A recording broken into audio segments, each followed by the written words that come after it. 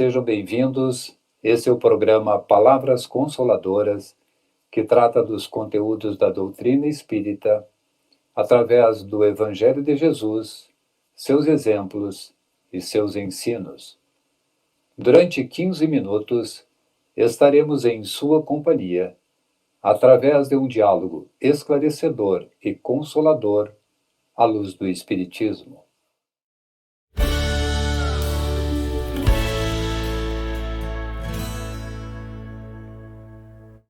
A União Municipal Espírita de Caxias do Sul nos oferece para o diálogo de hoje o tema Tormentos Voluntários, com nosso convidado Márcio Festugato, colaborador do Movimento Espírita de Caxias do Sul. Seja bem-vindo, Márcio. Muito obrigado, boa noite, prezados senhores, senhoras e caríssimos irmãos espíritas. Sinto-me muito grato de estar participando com todos nessa oportunidade de estudar e aprender com um pouco mais de profundidade os ensinamentos do nosso amado Mestre Jesus. O nosso tema de hoje, então, Tormentos Voluntários, tem como base de estudo o Evangelho segundo o Espiritismo, capítulo 5, e o livro Jesus e o Evangelho à Luz da Psicologia Profunda, de Joana de Ângeles, pelo nosso querido Divaldo Franco, no capítulo 6, A Desgraça Real. Então, a primeira pergunta ao Márcio, a respeito do assunto que iremos tratar, os tormentos voluntários, apresentado por Fenelon, no livro Evangelho segundo o Espiritismo. Como podemos caracterizar esta questão dos tormentos voluntários e em que momentos da nossa vida eles estão acontecendo?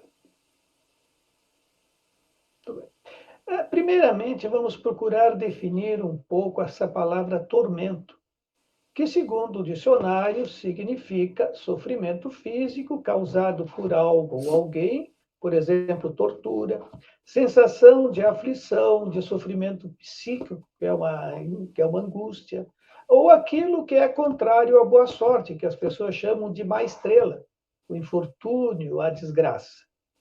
São os tormentos chamados voluntários aqueles em que o próprio indivíduo se impõe, independentemente da ordem das coisas naturais, independentemente da vontade de Deus, nosso Criador, independentemente das nossas vidas passadas, independentemente dos outros.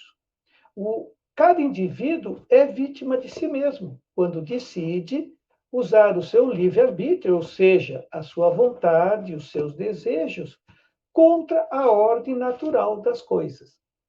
Mas fica aquela pergunta: o que é a ordem natural das coisas? Allan Kardec, no Livro dos Espíritos, na questão 630, diz: os Espíritos nos dizem o seguinte: o bem é tudo aquilo que é conforme a lei de Deus, sendo que o mal é tudo o que lhe é o contrário.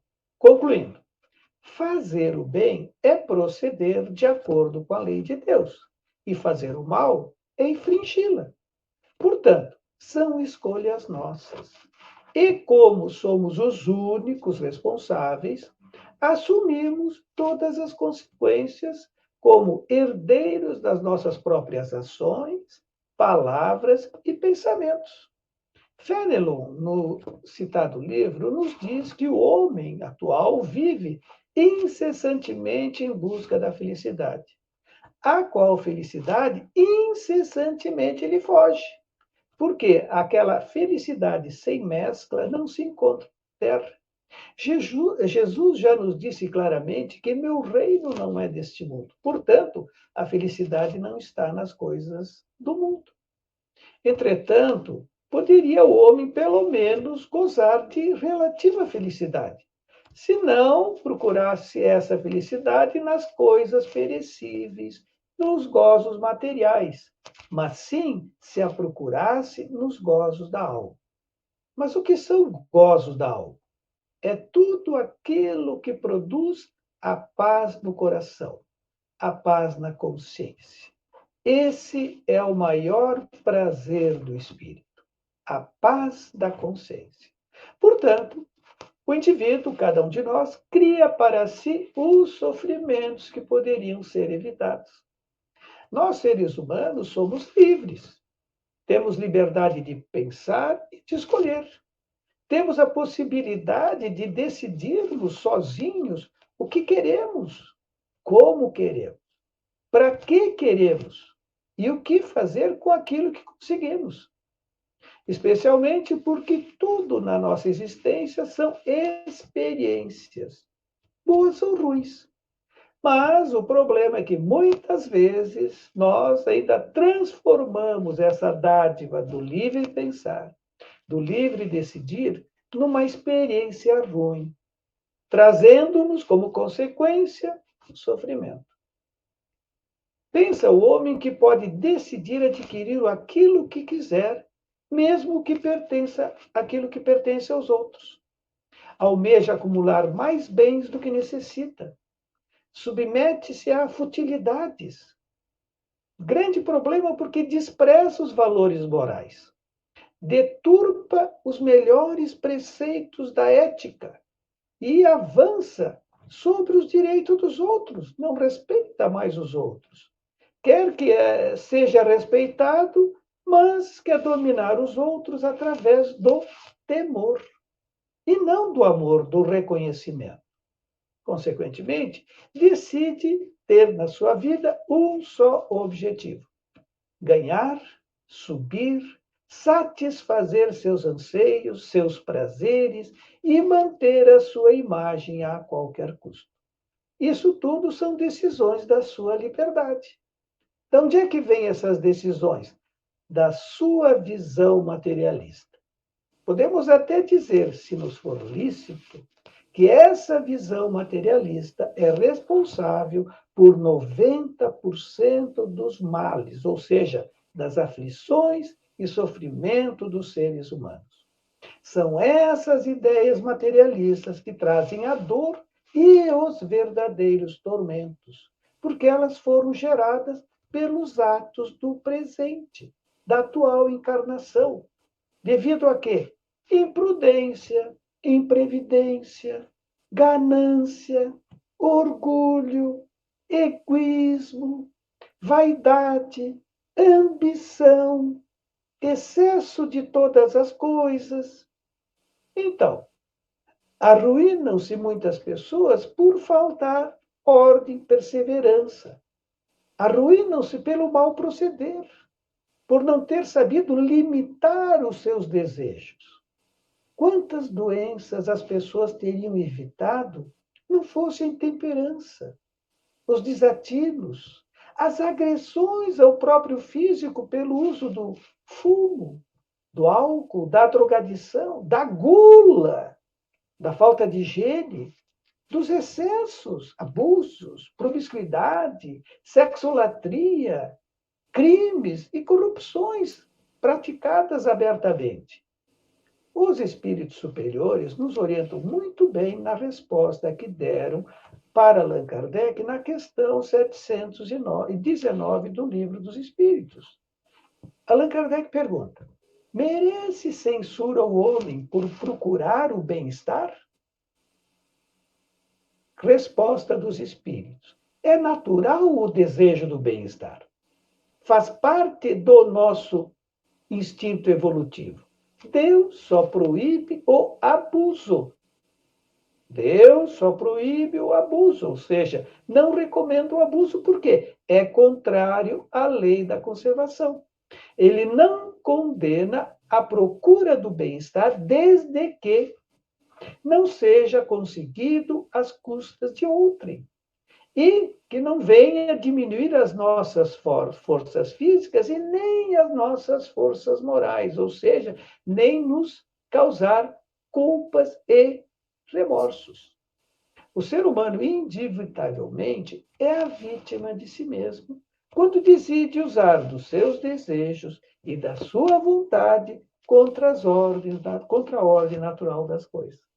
Aí está a origem de todos os nossos chamados tormentos voluntários. Ok, Márcio. Bem explicado, bem colocado. E a segunda pergunta: bem-aventurados os aflitos, pois que serão consolados. Poderíamos dizer para todos os que vivem tormentos, sofrimentos, ficarem felizes porque receberão consolações no céu, no outro lado da vida? É uma boa colocação. No livro O Código do Monte, do psiquiatra Sérgio Luiz Lopes, ele nos traz uma reflexão muito importante e instigante. Ele nos faz a seguinte pergunta: é possível estar aflito e feliz ao mesmo tempo? Resposta: com certeza não para a maioria absoluta das pessoas. Ninguém vai estar aflito, sofrendo e feliz por estar sofrendo.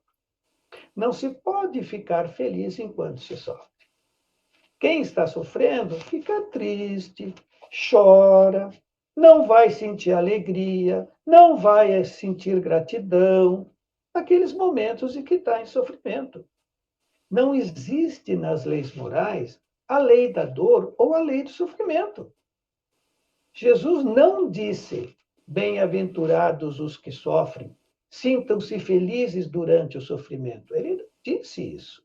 Jesus disse: serão consolados. Ou seja, depois, no futuro. Mas todos serão consolados?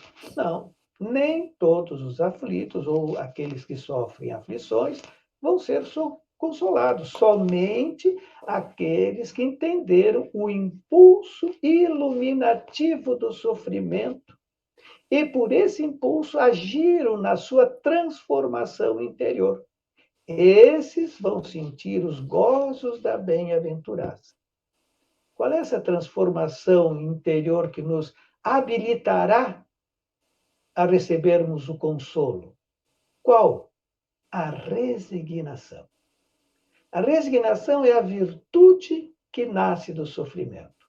Sendo resignados, nós construímos a felicidade futura, construímos o bem-estar, construímos a paz, construímos a bem-aventurança que o sofrimento gera.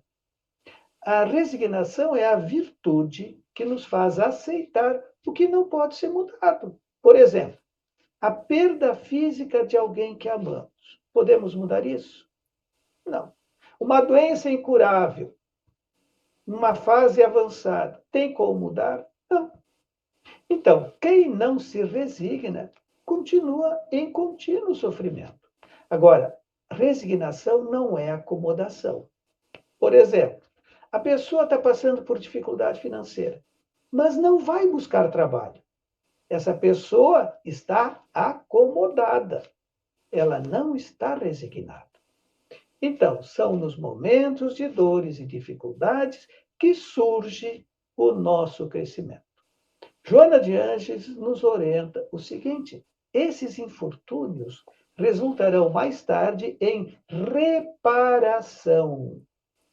Reparação dos males praticados contra si mesmo, contra o próximo ou contra a natureza. As nossas aflições ou dificuldades não vão durar para sempre. Elas vêm e vão. São ciclos que se repetem para o nosso aprendizado, até conseguirmos aprender. Quando aprendemos a esperar pacientemente que o problema vai se solucionar, estaremos aprendendo a desenvolver a resignação. Então, quem se resigna, espera em paz. O que é essa paz? A ciência da paz é a ciência da paciência. A paciência é a capacidade de esperar em paz. Portanto, paciência e resignação são virtudes interligadas. Não tem como separá-las.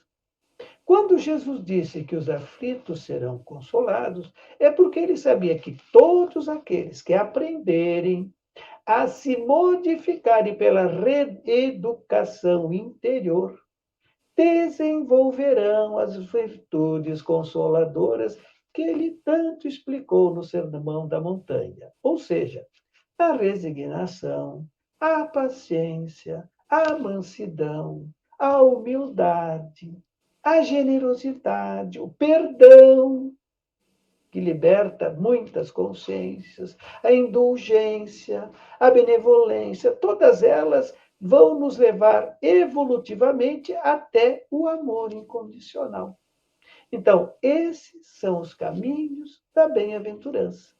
Essas são as virtudes que nós precisamos procurar desenvolver cada vez mais dentro de nós, para assim termos aquela paz que Jesus nos deixou. Aqui temos um trajeto, então, né, Márcio, diante dessa nossa conversa de hoje, que podemos seguir os ensinamentos em que Jesus nos deixou. Nós agradecemos aqui a valiosa contribuição do nosso irmão Márcio Festugato e gostaríamos de ouvir as suas considerações finais. Como considerações finais, é sempre uma gratidão poder participar desse momento de consolo, de aprendizado, e que nos permite gradativamente nos ajudarmos mutuamente. E dessa maneira, superarmos as nossas dificuldades e aprendermos a enfrentá-las com fé, com esperança e com aquela tranquilidade que Jesus demonstrou, dizendo que a canga era suave, que o peso era leve, o jugo era leve e a canga era suave. Muito bem. Muito obrigado, Márcio. Agradecimentos também aos nossos irmãos que nos prestigiam, programa Palavras Consoladoras. E foi um privilégio estarmos em sua companhia. Até o próximo encontro.